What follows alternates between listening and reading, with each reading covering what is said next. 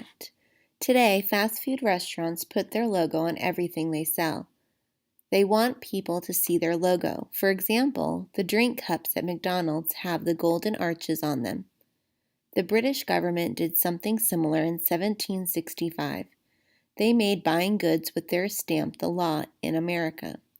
Reparation. The British government wanted the American colonies to pay them back for the French and Indian War. The British Army had protected the colonies during the war.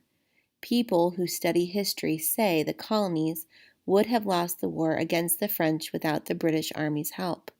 Great Britain created the Stamp Act of 1765 so the American colonies would pay them back.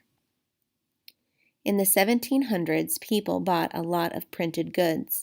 The Stamp Act made the colonists buy all of their printed items from Britain.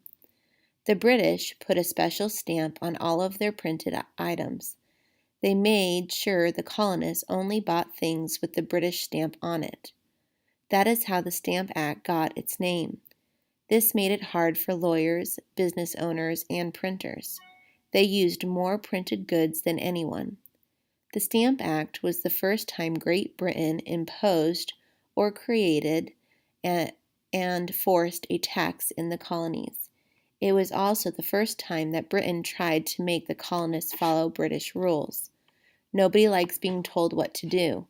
The colonists did not like the British giving them rules and taxes.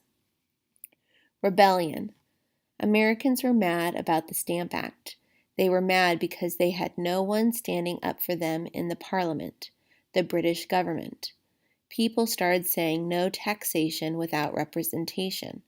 American colonists sent a petition to the King of England to stop the Stamp Act. Americans also started to boycott. Boycotting is when people refuse to do something in order to make a point. The colonists stopped buying all printed materials. They stopped paying British tax collectors. Some colonists even burned the stamped paper goods in the middle of the street. End in sight. The protest of British printed materials hurt British businesses in the colonies a lot.